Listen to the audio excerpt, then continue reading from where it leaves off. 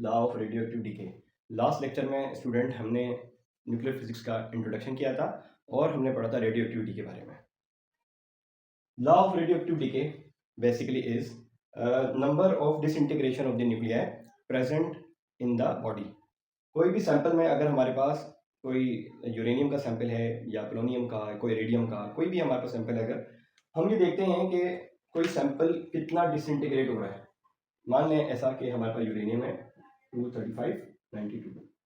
Student ये uranium spontaneously radiation emit करेगा, ठीक है, अल्फा बीटा गामा की फॉर्म में।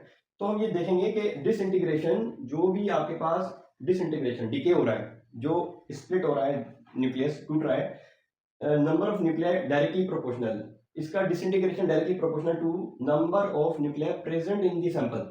सैंपल में जितना भी प्रेजेंट होगा, मान लो कि अगर हमारे पास 20 ग्राम्स जो है यूरेनियम है, जितना ज़्यादा इसका सैंपल होगा उतनी ज़्यादा डिसइंटीग्रेशन भी स्टूडेंट होगा। तो चलते हैं डेरिवेशन की तरफ। It's very simple to understand disintegration. This disintegration, the rate of nuclear decay is directly proportional to number of present nuclei in the sample. So student, this is the primary number, you can say that parent nuclei, this is the change of the nuclei, जितने भी आपके number nucleus जो है वो टूट रहे हैं और पेरेंट न्यूक्लिया बन रहे हैं। तो disintegration of nuclei is directly proportional to number of nuclei present in the body. And then we can write the minus over here, यहाँ पर हमने माइनस की साइन ली, ठीक है। Minus sign represent basically disintegration. Minus का मतलब है डिके होना, कम होना, न्यूक्लियस का ब्रेक होना। We put the equal sign here. Equal sign क्यों लगाते हैं स्टूडेंट? हमने एक कांस्टेंट लिया जिसको हम कहते हैं decay constant. This lambda shows decay constant.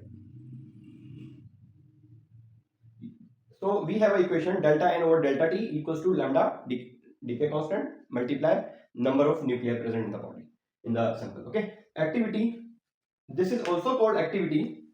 जो भी हमारी डिसइंटीग्रेशन होगी delta n upon delta t, that is called activity. जो भी रेडियो एक्टिविटी हमारे पास होती है, ये इसका फॉर्मूला है। Activity equals to lambda N.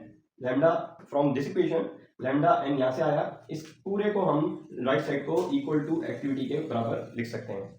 Activity is a spontaneous emission that is equal to the delta n over delta t. This is the activity. Lambda n over equal to minus lambda delta T.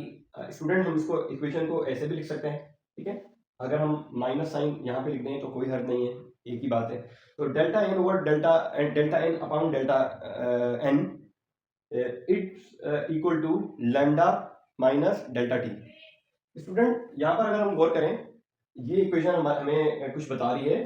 Delta n upon N को अगर हम integrate करें, applying integration on both side, अगर हम integration लगाएंगे तो delta N पे upon N पे इंटीग्रेशन लगेगी और हमारे पास डेल्टा टी है, यहाँ पर इंटीग्रेशन अप्लाई होगी। तो इसके पे लिखेंगे हम एल एन लॉग लेंगे n equals to minus lambda t plus c. C is a constant, ठीक है। तो ये इसे हमने बना लिया equation number 1।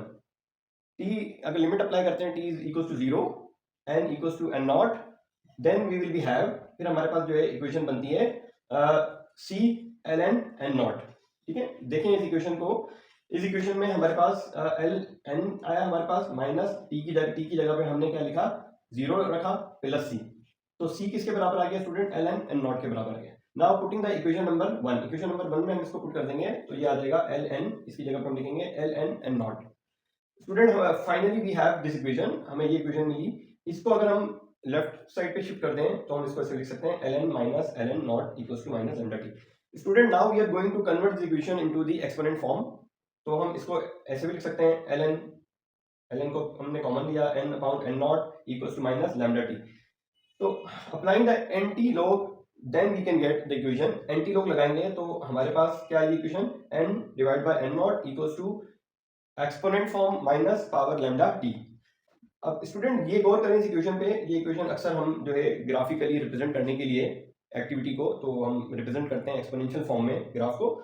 This exponential form tells you the lambda minus lambda, that is a decay constant, and multiply with the time, जो भी रिस्पेक्ट टू टाइम है उसके एतबार से। इस इक्वेशन को हम यूं भी लिख सकते हैं स्टूडेंट, अक्सर आपने बुक्स में देखा होगा, n equals to n naught e exponent power minus t. This equation shows the number of nuclei present in the sample is directly proportional to the initial number multiply exponential power of minus lambda t. Thank you very much.